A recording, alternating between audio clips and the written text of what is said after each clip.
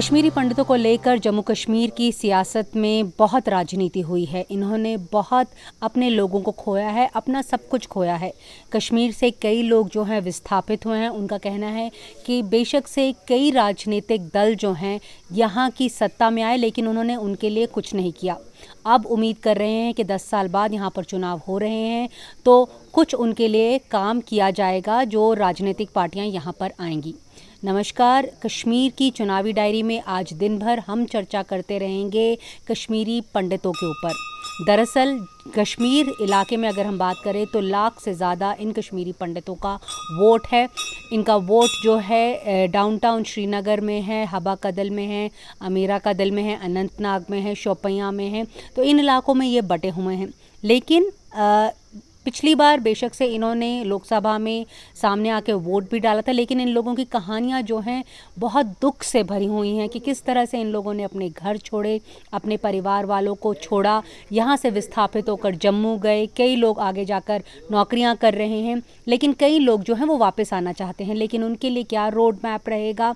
जो सरकार है, केंद्र सरकार बेशक से बड़े बड़े दावे करती रहती हो, लेकिन इन लोगों का कहना है कि जिस स्पीड पर या जिस रफ्तार पर काम होना चाहिए था उस रफ्तार पर काम नहीं हुआ। ये अभी तक अपने आप को विस्थापित फील कर रहे हैं। तो दिन भर आज हम एनडीटीवी इंडिया पर जो है कश्मीरी पंडितों की कहानियाँ दिखाते रहेंगे।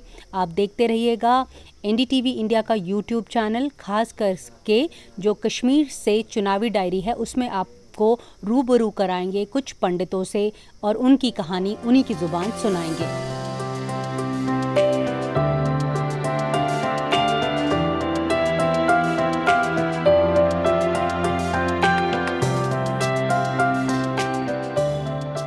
हाँ, कितनी जनरेशन है सर आपकी यहाँ पर अभी तक? हमारी तो 7वीं जनरेशन चल रही है। हमारे बच्चों की तो 8वीं जनरेशन चलेगी फिर आगे। माता की कृपा होनी चाहिए। बस। नाम बता दीजिए अपना। मेरा नाम रतन लाल है। यहाँ ज्येष्ठा माता की स्थापना है। यहाँ हजारों साल की स्थापना है। ये उस वक्त की बात है जब खीर सागर मंथन हुआ था। वहाँ से जो रतन निकले थे, अमृत कलश निकला था, वो सब देवताओं में बांटा गया। असुरों को कुछ नहीं मिला, उनको खाली शुद्ध जल दिया गया। भगवान कृष्ण की लीला थी वो। तो असुरों को क्रोधित हो गए असुर, उन्होंने लक्ष्मी जी को खीर सागर से उठाया, उसे गोपादरी में बंद रखा। कहते हैं शंकराचार्य पहाड़ी और ये यहाँ की पहाड़ी जो है ये इकट्ठी थी, मिली हुई थी। तो इसके बीच में एक गुफा थी जिसका नाम था गुप्तगार भी कहते थे और गोपादरी भी कहते थे। असुरों ने उसी गुफा में लक्ष्मी जी को बंदी बना कर रखा। भगवान शिव उन्हें रोकते हैं, ऐसा मत करो, इसे अपने स्थान पे वापस पहुंचाओ। मगर असुर लोग नहीं मानते हैं। फिर भगवान शंकर कोशिश करते हैं उसे निकालने के लिए। कुछ असुर लोग उसके पीछे पीछे जाते थे। थोड़ी देर ध्यान करके भगवान शंकर के सामने भगवान विताल भैरव आते हैं। वो दंडवत प्रणाम करते हैं, कहते हैं मेरे लिए क्या आदेश हो। भगवान शिव उन्हें कहते हैं आप मेरे गणेश जैसे पुत्र हो, इन राक्षसों का वध कर लो। घमासान युद्ध छूट जाता है। भगवान शंकर गोपादरी की तरह जाते हैं तो कुछ असुर लोग उसके पीछे जाते हैं। उस दिन जेठ कृष्ण पंचमी का दिन था। भगवान शिव ने उनका टेंशन डाइवर्ट करने के लिए थोड़ी देर ध्यान किया और एक माता उत्पन्न हो गई। उस दिन जेठ कृष्ण पंचमी थी। तो एक माता जब उत्पन्न हो गई, असुर लोग उसी को पकड़ने लग गए कि ये लक्ष्मी है, ये गोपादरी से वापस आई है। तो इतने में भगवान शिव इन्हें इसी रास में छोड़कर गोपादरी जाते हैं और लक्ष्मी जी को निकालकर अपने स्थान पे वापस पहुंचाती है। अब इन असुरों के बीच में ये देवी फंस गई तो भगवान शिव फिर वापस आते हैं। तो इस देवी को ग्रहण कर लेते हैं पार्वती रूप में। नाम देते हैं ज्येष्ठा, सबसे बड़ी। भगवान शिव फिर इन्हें ग्रहण करने के बाद आदेश देते हैं सरोवर में रहने के लिए। इसलिए यहाँ जल कुंड है। आज पानी कम है तो स्वयंभू पिंडी नीचे माता की नजर आ रही है। तो भगवान शिव ने इनको आदेश दे दिया सरोवर में रहने के लिए। माता ज्येष्ठा इसमें प्रवेश हो चुकी है। भगवान और भैरव की स्थापना यहाँ पर है। ये जो चिनार को हम यहाँ ये चुनरियाँ वगैरह लगाती हैं, ये भैरव थापना है। भगवान शिव ने इनको दोनों को वरदान दिया है, जो भक्तजन ज्येष्ठा माता का जन्मदिन जेठ कृष्ण पक्ष पंचमी को मनाएगा और जेठ और आषाढ़ की 7 बेरवारें यहाँ आएगा, 7वें बेरवार पे पीले चावल प्रसाद चढ़ाकर भोग लगाए, विधि पूर्वक भोग लगाएंगे, उनकी हर मनोकामना पूरी हो जाएगी।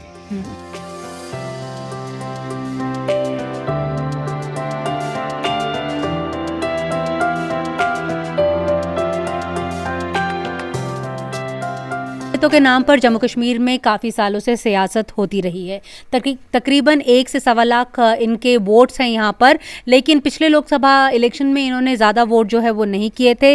हमारे साथ एक हैं मिस्टर संजय सराफ, जो खुद अपने आप कश्मीरी पंडित हैं। ये RLJP से कंटेस्ट कर रहे हैं और हबा कदल और अनंतनाग 1 से आप कंटेस्ट कर रहे हैं। 2 सीट से कंटेस्ट कर रहे हैं। आपके मुख्य मुद्दे क्या हैं सर? जो आपकी पार्टी है दिल्ली में तो भारतीय जनता पार्टी के साथ है।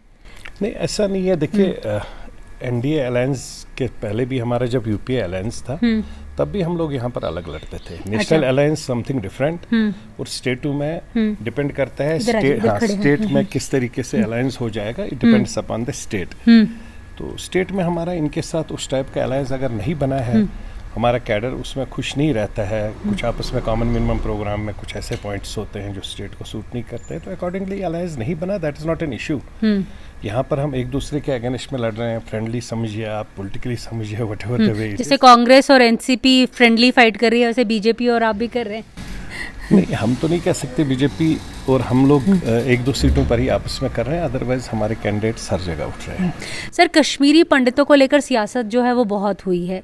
आप क्या कहते हैं कि इनका मतलब हर एक पार्टी कहती है कि इनको वापस जो है, जो विस्थापित है उन्हें वापस लाया जाएगा, लेकिन इतने साल हो गए अभी तक क्यों नहीं लाया जा पा रहा, जबकि LG की हुकूमत भी ये कह रही है कि जो यहाँ पे स्थिति है वो बेहतर हो गई है। नहीं, देखिए, स्थिति तो बेहतर हो गई है। आई थिंक हर एक ने कोशिश की है कि और टाइम दिया जाए, कंडीसिव और ज़्यादा एटमॉस्फेयर हो जाए, but I think this is the proper time now. और हम लोगों का भी ये हमारा अपना एजेंडा यही रहेगा। हमारे मैनिफेस्टो में मेन एजेंडा ये है कि return and rehabilitation will be the primary from our side for our Kashmiri Pandit community, because everybody has been playing politically with the community। बिल्कुल। सर, स्टेटहुड को लेकर भी अलग अलग बयान आते हैं। NC जो है वो अलग बयान दे रही है। दोनों हालांकि पार्टीज जो हैं, जो लोकल पार्टीज हैं, जो क्षेत्रीय दल हैं, वो कहती हैं कि स्टेटहुड को रिस्टोर किया जाएगा। हालांकि कश्मीरी पंडितों की राय जो है वो थोड़ी अलग है। आपकी पार्टी की राय क्या है? नहीं, ऐसा नहीं है। किसी की कश्मीरी पंडित की राय क्यों अलग है इसमें? हम कोई भी कश्मीरी पंडित ये नहीं चाहता है कि स्टेटहुड नहीं होना चाहिए। अगर बड़ा स्टेट है, जम्मू कश्मीर एक बहुत बड़ा स्टेट है, पहले लद्दाख भी साथ में था, लद्दाख को अगर UT मिला तो हम लोगों को हक बनता है। ऐसा नहीं है कि कश्मीरी पंडित को white coat, I am sorry, आप इसको आगे से कोट ना करें, क्योंकि कोई भी कश्मीरी पंडित ये नहीं चाहता है कि मेरे स्टेट को स्टेटहुड नहीं मिलना चाहिए। नहीं, मैं सुबह किसी से बात कर रही थी, 4-5 लोगों से, तो वो कह रहे थे कि अभी जो स्थिति है वो ही बेटर है। हालांकि अगर इलेक्शन भी हो जाता है तो हो जाना चाहिए, लेकिन ये ना 370 आर्टिकल 370 ना 35A और ना ही स्टेटहुड जो है वो रिस्टोर होना चाहिए। देखिए मैम, 370 35A की जहाँ पर बात है, ये तो लोकल पॉलिटिकल पार्टी झूठ बोल रहे हैं। आपको भी पता है कि लोअर हाउस में हमारे को 263 MP चाहिए, फिर अपर हाउस में मेजॉरिटी हमारी पास होगी, अपर हाउस में बिल क्लियर हो, उसके बाद his Highness president of India के पास जाएगी, उसके बाद जो कुछ बचा कुछ है honourable Supreme Court of India का जो ठप्पा लगा है, it is going to take 50 years। ये सब झूठ बोल रहे हैं। तभी हम कह रहे हैं, चाहे उमर साहब हो या महबूबा जी हो, लोगों को बड़ी मुश्किल से तैयार, माइंडसेट बड़ा मुश्किल से तैयार हुआ है आम जनता का कि हम लोग वोट डालें। अब आप इनको फिर वही झूठ बोलोगे जो आप 50 साल 100 साल से बोल रहे हैं, 370 लाएंगे, 35 से लाएंगे, उससे बात करेंगे, इससे। अरे आप बताइए, आपके पास एजेंडा क्या है? बेरोजगार बच्चा है, उसको रोजगार कैसे दोगे? आप इंडस्ट्रियलाइजेशन यहाँ कैसे लाओगे? आप कहते हैं 1 लाख रोजगार देंगे, अच्छी बात है। दूसरे साइड से कहते हैं कि भाई यहाँ तो पावर्स ही नहीं है CM को, PSO के लिए हमें LG को बोलना पड़ेगा। जब PSO के लिए LG को बोलना पड़ेगा तो 1 लाख रोजगार कहाँ से दोगे? बिजली फ्री कहाँ से दोगे? ये सब जो ये लोग कह रहे हैं ना, बेवकूफ़ बना रहे हैं लोगों को। हाँ, इसमें कोई शक नहीं है, जब जो भी बनेगी government, if they are honest to the people of this place, ये लोग को क्लियर कट में बोलना चाहिए। हम पहली कैबिनेट मीटिंग में स्टेटहुड का प्रपोजल गवर्नमेंट ऑफ इंडिया को भेजेंगे, उसके बाद में हम रोजगार की, बिजली की, तब हमारे पास पावर्स आएंगे। नंबर 1। नंबर 2, ये 1 लाख की बात करते हैं। हमारे स्वर्गवासी नेता रामविलास जी के थ्रू हमने रेलवे लगवाया 1996 में। आज की डेट में जो मेरे पास डाटा है, 1,08,000 लोगों को तो हमने रोजगार दिया है। आप अगर 1 लाख रोजगार दोगे तो किस सेक्टर में दोगे? टूरिज्म में दोगे, R&B में दोगे, फूड में, किस जो भी सेक्टर है वो तो लोगों को बताओ। ये सब मैम जो हम इसीलिए सब पॉलिटिकल लीडर से गुजारिश करना चाहते हैं, पर्टिकुलरली लोकल पार्टी लीडर से, अब लोगों को धोखा मत दे दो। बड़ी मुश्किल से तैयार हुए हैं, इन विचारों को खुले दिल और खुले दिमाग से वोट डाल दे दो। सर, कश्मीरी पंडित्स के लिए क्या बेसिकली मुद्दा क्या है यहाँ पर? क्योंकि वो कहते हैं कि जो भी पॉलिटिकल पार्टी है बस ठगी की गई है उनके नाम पर। LG प्रशासन से भी वो ज़्यादा जो है वो खुश नहीं है। हाँ, आप क्या कहेंगे? नहीं, देखिए, ऑनेस्टली अभी तक मिला नहीं ना, रिटर्न रिहेबिलिटेशन हुई नहीं, तो naturally they are not happy with that. But overall जो प्रेजेंट डिस्पेंसेशन में ने यहाँ पर काम किया है, चाहे जो स्टोन पेल्टिंग बंद हो गई, बाकी सब चीज़ें जो यहाँ पर दिख रहा था, हर दूसरे दिन कर्फ्यू, हालात ख़राब होते थे, वो सब चीज़ों पर जब कंट्रोल हो गया तो नेचुरली कश्मीरी पंडित उसमें खुश है कि ये सब चीज़ें अगर हो गई, उसके बाद मेरा रास्ता एक कंडीसिव एटमॉस्फेयर क्रिएट हो रहा है। आफ्टर दैट हमारी भी स्पेस खुलेगी, लेकिन सबसे पहले तो वही है ना, कंडीसिव एटमॉस्फेयर क्रिएट करना। तो बाकी रही सभी पार्टियों के एजेंडा में रहता है, आज से नहीं, पिछले 30 साल से रह रहा है। नेशनल कॉन्फ्रेंस और कांग्रेस कब से चला रही थी, हम लोग ये देंगे, हम लोग वापस लेंगे। कहाँ से वापस लाया, कहाँ से वापस देंगे? तो ये सब चीज़ हम कहते हैं कि झूठ मत बोलिए, जो आप कर सकते हो वही करें। आपकी पार्टी कितने सीट्स में कंटेस्ट कर रही है? हम मैम अराउंड 16 से 17 सीटों पर कर रहे हैं। Thank you sir. Thank you. Kashmiri pandits को लेकर जो सियासत लगातार कश्मीर में हो रही है, हालांकि 8 से 9 कश्मीरी पंडित्स जो हैं वो इस बार विधानसभा के चुनावों में लड़ रहे हैं। हमारे साथ कुछ कश्मीरी पंडित भाई लोग हैं, इनसे पूछते हैं कि इनके मुद्दे क्या हैं। जी नमस्कार सबको, सब पूरे देश को नमस्कार। एज अ कश्मीरी पंडित जो मुद्दे हम लोगों को देखते हैं कि हम लोग यहाँ पर रह के देखते हैं कि 2014 से मोदी जी की सरकार आई, तब से हमने एक सोचा था, हमें एक आश्वासन था कि हम लोगों की रिहेबिलिटेशन यहाँ पर वापस होगी, मगर अभी तक हमें कोई रोड मैप दिखा नहीं। ये किस्म का हमारे पे दब्बा ये है कि 34 साल से हम लोग अपने घर को छोड़ के बैठे हुए हैं, और यहाँ पर हम लोग अपने आप को समझते थे कि हम लोग वापस अपने आप को रह पाएंगे। चाहे बेशक हमें कांग्रेस से भी उम्मीद थी, मगर मोदी सरकार से ज़्यादा उम्मीद थी। चलो, उन्होंने कहा था कि जिस चीज़ के लिए उन्होंने वोट मांगे हमसे, लोगों से पूरे हिंदुस्तान में वोट मांगे गए, हमारे कश्मीरी पंडित के मुद्दे पे भी बात की कि इनको वापस बसाया जाएगा, मगर अभी तक इसके बारे में कोई रोड मैप तैयार नहीं किया गया। जैसे देखिए, सिर्फ 6,000 फ्लैट बनाने से कोई सोल्यूशन नहीं होता है कि 6,000 फ्लैट बना दिए, नौकरियां 6,000 लग गई। वो कांग्रेस के रीजन में भी नौकरियां उन्होंने दी थी, जिसमें 3,000 पहले लगा दिए गए थे, भी बाद में 3,000 लगा दिए गए। अब कश्मीरी पंडितों का ये है कि हम लोग अपने देश में, अपने ज़मीन पे, जो हमारे जहाँ के जन्मवासी हम लोग हैं कश्मीर के, तो हम लोग अपने कश्मीर में वापस सेटल हो पाएंगे या नहीं हो पाएंगे, क्योंकि जैसे जैसे पीढ़ी चलती जाएगी आगे, वैसे वैसे हमारी जो पीढ़ियां आने वाली आगे, वो आगे पीछे किसी कहीं पूरे वर्ल्ड के अंदर सेटलमेंट लेके बैठे हुए हैं। अब वो वापस आएंगे, हर एक को एक होता है कि जो हमारे पूर्वज हैं, जो हमारे बुज़ुर्ग लोग हैं, तो उन लोगों ने जो ज़िंदगी यहाँ पर जी हुई है, तो उनके साथ एक अटैचमेंट होता है कश्मीर के साथ। वो लोग आज भी हमें ये चीज़ बोलते हैं, जैसे मेरे माँ बाप है, वो भी बोलते कि नहीं, कश्मीर बहुत है, या आप लोगों की धरती है, हम लोगों का सब कुछ है यहीं पर है, मगर उसके बाद भी अभी तक कोई आश्वासन या कुछ हमारे लिए रिहेबिलिटेशन के लिए कुछ भी नहीं हो पाया है। सर, आप बताइए, क्योंकि एक इमोशनल अटैचमेंट है आप लोगों की इस राज्य से, लेकिन क्यों ऐसा आपको लग रहा है, या हम भी जैसे बात कर रहे हैं लोगों से कि जो वादे किए जा रहे हैं वो पूरे नहीं हो रहे? जी बिल्कुल, देखिए ये बात सच है कि 2014 में जब मोदी सरकार आई थी तो कश्मीरी पंडितों का आश्वासन थोड़ा बढ़ गया था सरकार से कि शायद ये एक ऐसी सरकार है जो कश्मीरी पंडितों की घर वापसी कर सकती है। देखिए, इस टाइम मुद्दा सबसे बड़ा क्या है कश्मीरी पंडितों का? एक ही मुद्दा है, वो घर वापसी।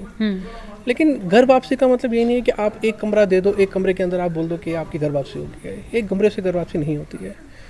इस टाइम पे पीएम पैकेज अगर देखा जाए, अगर 2010 में पीएम पैकेज जो दिया गया था, 2010 से लेकर अभी 2024 चल रहा है, आप पीएम पैकेज की हालत देखिए। अब पीएम पैकेज एम्प्लॉयज़ के घरों में चाहिए, एक कमरे में कैसे वो अपनी ज़िंदगी पूरी व्यतीत कर रहे हैं। और ये वही कश्मीरी पंडित है जिनके कश्मीर में कनालों के हिसाब से ज़मीन होती थी और उन्हीं के ऊपर मकान होते थे। अगर हम कश्मीरी पंडितों की बात करें, यहाँ पे जो वादे कश्मीरी पंडितों के साथ किए गए थे, वो वादे अभी तक पूरी तरह से निभाए नहीं गए हैं। बहुत बड़ा कुछ मुझे लगता है शायद कश्मीरी पंडित जो कौम है वो विकल्प ना हो जाए। अब देखिए, अगर आपने डोगरा कम्युनिटी को देखना है तो आप जम्मू में उनको ढूंढ सकते हो, पंजाबियों को देखना पंजाब में देख सकते हो। कश्मीरी पंडित कहाँ पे है? कश्मीरी पंडित मुझे लगता है ख़त्म ही हो गया है। कल्चर हमारा टोटल ख़त्म है। ये तो हम हैं 2000 अब जो 17 में या 10 में बैच आए हो तो कश्मीर के साथ उनका लगाव हो गया, कश्मीर वापस आ गए हैं। हमारे बच्चों का फ्यूचर क्या है? क्या कश्मीरी पंडित खाली 6000 परिवारों तक सीमित है? तो ये बहुत बड़ा सवाल है। सुरक्षा को लेकर हमेशा सवाल उठाए जाते हैं, कहते हैं कि एक जगह जैसे होता है ना, घेटों में अंदर बंद कर दिया।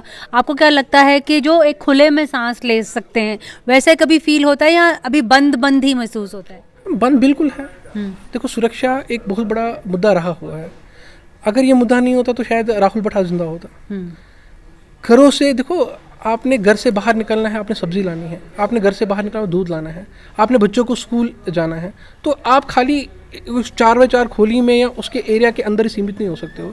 तो ये बात सही है कि अब खुली सांस नहीं ले पा रहे हैं। तो कश्मीरी पंडितों का है, लेकिन जिस हिसाब से गवर्नमेंट इस टाइम पे बात कर रही है कि हर बार मुद्दा ही कश्मीरी पंडितों का आता है, जब भी इलेक्शन होते हैं कश्मीरी पंडितों की वापसी कहाँ है 2014 से कश्मीरी पंडितों की वापसी? कौन सी पार्टी ने ज़्यादा ठगा आपको लगता है, एनसी या बीजेपी? मुझे लगता है अभी तक कश्मीरी पंडितों को किसी पार्टी ने कोई सपोर्ट नहीं किया है, चाहे वो एनसी हो, चाहे बीजेपी हो, चाहे पीडीपी हो, चाहे कांग्रेस हो।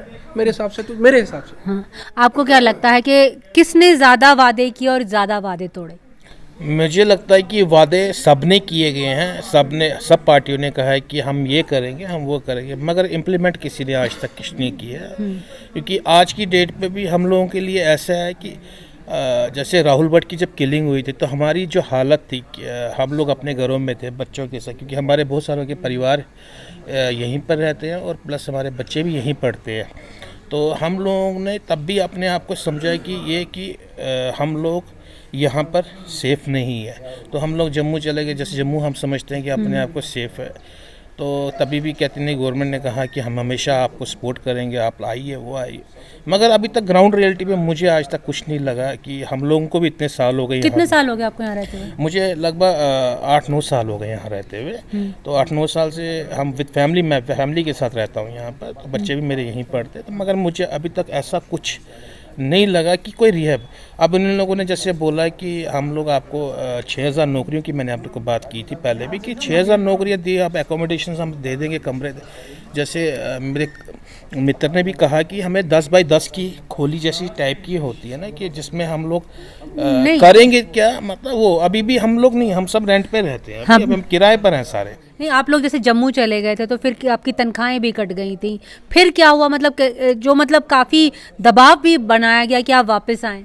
हाँ, हमें पे दबाव बहुत ज़्यादा बनाया गया कि आप वापस आइए, क्योंकि यहाँ पर आप बोलते, इन्होंने बोला कि नहीं, आपके अपना है, ज़मीन है आपकी, यहाँ पर पूर्वज आपके यहीं के हैं, आपके कश्मीर आपका है, आप क्यों कश्मीर छोड़ के जाओगे?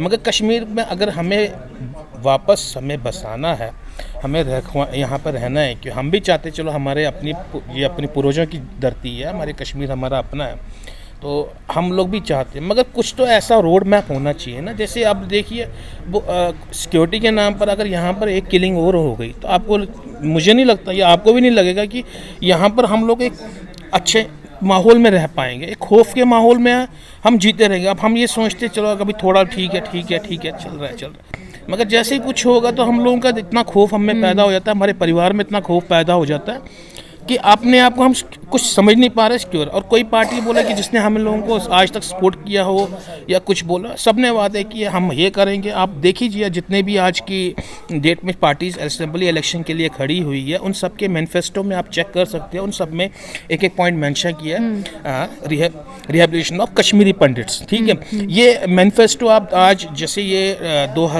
2024 का इलेक्शन है, 10 साल के बाद असेंबली इलेक्शंस हो रहे हैं, चाहे लोकसभा के इलेक्शंस थे, चाहे उससे पहले इलेक्शन, हर एक के मैनिफेस्टो में हमेशा यही लिखा गया, चाहे वो हर पार्टी की तरफ से आप देख लीजिए, हर पार्टी की तरफ से ये लिखा, मगर ग्राउंड रियलिटी पे आज तक कुछ भी नहीं हो पाया। जैसे आप मैनिफेस्टो की बात कर रहे हैं, मैनिफेस्टो में सबने ये भी स्टेटहुड को लेकर भी जिक्र किया है, तो आपकी क्या राय है, स्टेट वापस आनी चाहिए या यूटी रहनी चाहिए? देखिए, मैं इन पॉलिटिकल चीज़ों में नहीं जाना चाहूँगा। आपने मेरे से मुद्दा कश्मीरी पंडितों के बारे में पूछा है, तो मैं आपको कश्मीरी पंडितों के बारे में ही बताऊँगा बस।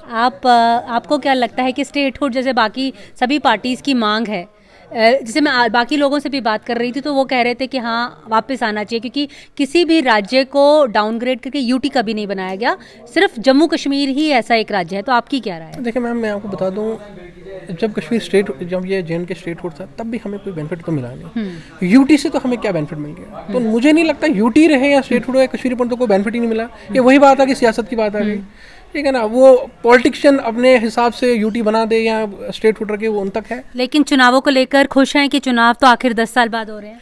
देखो मैम, वही बात आ गई, चुनाव के लिए अगर कश्मीरी पंडितों के लिए कुछ होता है, कोई पार्टी कश्मीरी के लिए कुछ करती है तो उसको वेलकम करते हैं, हम भी उनको सपोर्ट करेंगे। पिछली बार लोकसभा में बहुत कम लोगों ने चुनाव जो है वो अपना मत का दान किया था, वोट किया था, उसके पीछे क्या वजह? नहीं, मैं आपको बता दूं, पिछली बार जो कश्मीरी पंडितों का जो वोट रेशियो था वो एज कम्पेयर टू पिछले साल से काफ़ी अच्छा रहा था। कश्मीरी पंडितों ने पिछले महीने जो इलेक्शन हुए थे बढ़ चढ़ के वोट दिए हुए हैं, 8% के आसपास था। हाँ, ज़्यादा ही है। तो इस बार भी उम्मीद है कि कश्मीरी पंडित वोट करेगा। शुक्रिया सर, शुक्रिया। कश्मीरी पंडितों में महिलाएं जो हैं उनकी वॉइस जो है वो अलग है, वो अपने आप में सशक्त हैं और साथ में अपना हक मांगने में सबसे आगे हैं। हमारे साथ हैं एक महिला, आप अपना नाम बताएं मैम। मेरा नाम अनीता चांदपुरी है। हाँ, तो आप क्या कहती हैं कि अब घाटी में हालात जो हैं वो बदले हैं पिछले 5-7 सालों में? कश्मीरी पंडित महिलाओं के उससे बताएं नज़रिए से।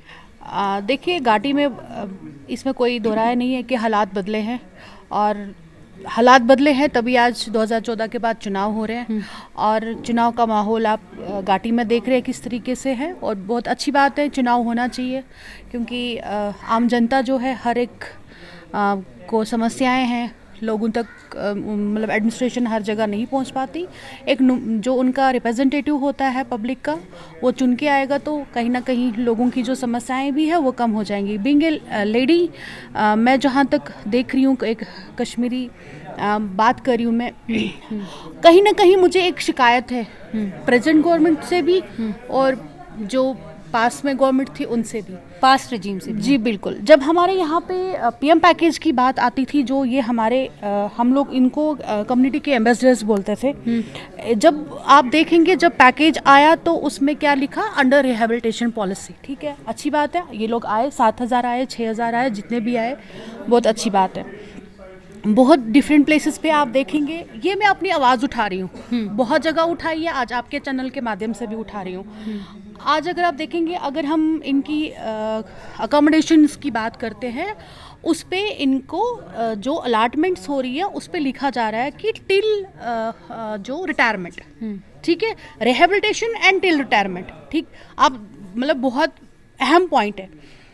रिटायरमेंट हो जाएगी, एक मेरा भाई या मेरा कुलीग या मेरा दोस्त रिटायर हो जाता है, व्हाट आफ्टर रिटायरमेंट, उनको क्वार्टर विड्रॉ करना है, उसके बाद रिहेबिलिटेशन की पॉलिसी कहाँ जाती है, उस पॉलिसी को किस नज़र से देखती है सरकार, क्योंकि इनको फिर क्वार्टर छोड़ना है, इनको बैक अपना या तो जम्मू जाएंगे या जहाँ ये रह रहे हैं, जहाँ से भी आए थे, यहाँ रिहेबिलिटेशन पॉलिसी के, ये कौन सी रिहेबिलिटेशन है, ये कौन सी रिहेबिलिटेशन है? मैं यही इस सरकार से पूछती हूँ। हमें बैक सरकार से इतनी अपेक्षाएं नहीं थी, बट जो ये प्रेजेंट सरकार है इनसे हमें बहुत अपेक्षाएं थी। बीइंग ए कश्मीरी बात कर रही हूँ, क्योंकि कश्मीरी का दर्द है मेरे अंदर, बीइंग ए कश्मीरी हिंदू महिला बात कर रही हूँ, ये कौन सी रिहेबिलिटेशन है? मैम ठीक है, ये वाली बात रिहेबिलिटेशन की बात है, सुरक्षा की बात करते हैं। सुरक्षा के लिहाज से, क्योंकि यहाँ पे काफ़ी सारे लोगों की, स्पेशली द माइनॉरिटी ग्रुप जो है, उनकी किलिंग्स बहुत हुई थी, तो आप क्या कहती हैं कि कुछ हालात जो हैं वो बदले हैं? क्योंकि एक ये भी बोला जा रहा था कि कई लोग जो यहाँ से चले गए थे जम्मू, उन्हें वापस दोबारा से ज़बरदस्ती भी कई लोगों को लाया गया था। देखिए, ज़बरदस्ती की तो हम बात नहीं करेंगे, क्योंकि जब हमारे लोग यहाँ आए थे तो मुझे लगता है उस टाइम वो अपनी मर्जी से आए थे। नहीं, अभी हाल एक साल 2 साल 2 साल पहले भी अगर वो किसी मतलब पैकेज के तहत आए थे तो उनको तो वापस आना ही था। ये तो उसमें ज़बरदस्ती नहीं थी। ज़बरदस्ती ये थी कि एडमिनिस्ट्रेशन की तरफ से बोला जा रहा था कि वापस ऑफिस ज्वाइन करो। जहाँ तक टारगेट किलिंग्स की बात थी, बिल्कुल टारगेट किलिंग्स पे तो हमेशा अगर यहाँ पे रहता है तो ऑलवेज हमारी माइनॉरिटी कम्युनिटी आती है, उसके बावजूद भी यहाँ के लोग भी मरते हैं, यहाँ का नौजवान भी मरता है, यहाँ भी किलिंग्स होती है। लेकिन हम टारगेट किलिंग्स इसलिए उसको हम बोलते हैं क्योंकि वो पर्टिकुलर एक कम्युनिटी को निशाना किया जाता है उस टाइम पे। बेशक हम उसके खिलाफ थे, उसके खिलाफ है, हम में उस टाइम बहुत मतलब एक ब्रीदिंग पीरियड दिया गया कि आप जम्मू चले, कोई अपनी मतलब मर्जी से नहीं जाता है। जब तक किसी को जान पे खतरा नहीं लगता है तब तक कोई घर परिवार छोड़ के नहीं जाता। यही 90 में भी हुआ, यही 2 साल पहले भी हुआ। जब हमें जान पे बनाई तो तभी तो गए ना। बिल्कुल। अब जैसे आप बात ये कर रही हैं तो मैं इस पे एक और बात करूंगी। जैसे जमात इस बार लड़ रही है, हमेशा कश्मीरी पंडित का ये कहना था कि जो एक एक्सरसाइज थी, जब जो है जमात ने जो एक ग्राउंड रूल जो ग्राउंड है वो किया था, जब कश्मीरी पंडित को टारगेट किया जाना था। तो आपको क्या लगता है कि अच्छा एक पहल है कि जमात फिर से इलेक्शन लड़ रही है? देखिए, मुझे लगता है 90 में भी अगर जमात को मौका दिया होता उस टाइम लड़ने का तो शायद उस टाइम इतनी जो किलिंग्स थी, इतना जो माहौल ख़राब हुआ था, अगर उस टाइम थोड़ी सी सीटें जमात ले भी जाती तो एक अच्छा एटमॉस्फेयर बन जाता। लेकिन उस टाइम भी जमात के ऊपर कुछ उस टाइम की जो यहाँ पॉलिटिकल लोग थे उन्होंने उस टाइम भी उनको, जमात लड़ रही है लेकिन वो भी उनके सबको लड़ने का हक है। इंडिया डेमोक्रेटिक इंडिया एक मतलब आज़ाद मुल्क है, यहाँ पे सबको अपनी बात रखने का हक है, यहाँ पे सबको लड़ने का हक है। मैं या आप कौन होते हैं किसी का अपोज करने वाले? जब हमारा कॉन्स्टिट्यूशन ऑफ इंडिया उनको एलो करता है लड़ने के लिए तो हमारी क्या बात है। Thank you so much ma'am.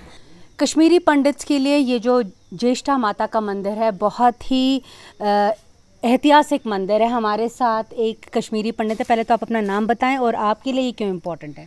जी, मेरा नाम श्रेया हंडू है एंड ये मंदिर मेरे लिए सिग्निफिकेंस इसलिए भी रखता है, एक तो खैर चेष्टा माता का मंदिर है, it's very very important to us. उससे ज़्यादा ज़रूरी ये है कि जब एज ए चाइल्ड मैं कश्मीर में रहती थी तो मैं एवरी थर्सडे माई दादी used to bring me here, so that childhood memories are attached to this place. So और जैसे बिकॉज़ आपकी एसोसिएशन नेशनल कॉन्फ्रेंस के साथ भी है, नेशनल कॉन्फ्रेंस को लेकर हमेशा सवाल जवाब होते रहते हैं कि वो डिस्प्लेस्ड कश्मीरीज़ को वापस लाएंगे कि नहीं लाएंगे। आप क्या कहती हैं एज अ पार्टी पर्सन? देखिए, नेशनल कॉन्फ्रेंस इज़ मेरे ख्याल से ऐसी एक लौती पार्टी है जिसने सीरियसली कश्मीरी पंडित्स के लिए काफ़ी एफर्ट्स करने की कोशिश की है over the years. And with the coming elections we are hoping that हमें फिर से वो शायद चूज़ करेंगे so that we can actually work towards giving them a better future, because other parties have only used them as vote bank and this is not what we expect for our people now.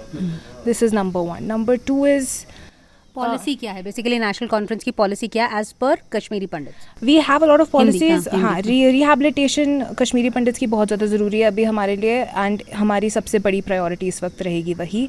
हम repeatedly यही कहते हैं, जिस तरह unemployment हमारे लिए बहुत बड़ी प्रॉब्लम है, कश्मीरी पंडित यूथ भी हमारे लिए उतनी ही बड़ी, उनकी जो प्रॉब्लम्स हैं दैट इज़ इक्वल प्रायोरिटी। तो हम कोशिश करेंगे हर तरीके से उन्हें यहाँ पे सेटल वापस करने की, ताकि कोई आगे उनको फिर से यूज़ ना कर सके। थोड़ा एक सियासी सवाल, क्योंकि ये कश्मीर की चुनावी डायरी है इसलिए सियासी सवाल भी, कि कश्मीरी पंडित, जैसे मैंने कुछ लोगों से जब मैंने बात की तो वो इतने इच्छुक नहीं दिखे कि स्टेटहुड वापस आना चाहिए। So you want my opinion? हाँ, आपका ओपिनियन? जी, मेरे ख्याल से क्या, ये तो खैर फैक्ट है कि in the history of India पहली बार ऐसा हुआ है कि किसी स्टेट को यूटी बना दिया गया है। From the strongest assembly they are going to have the weakest one, most probably now. जो लोग ये कहते हैं कि स्टेटहुड की अभी रिक्वायरमेंट नहीं है, उनका क्या थॉट प्रोसेस है वो वही जाने, बिकॉज अकॉर्डिंग टू मी हमारे लिए स्टेटहुड हमारी पहचान है। अगर कल को हमें अपनी कोई बात कहीं पहुंचानी है, उसके लिए पहला कदम स्टेटहुड है and there is no denial about it. Thank you so much. Thank you, lovely meeting you. Same here.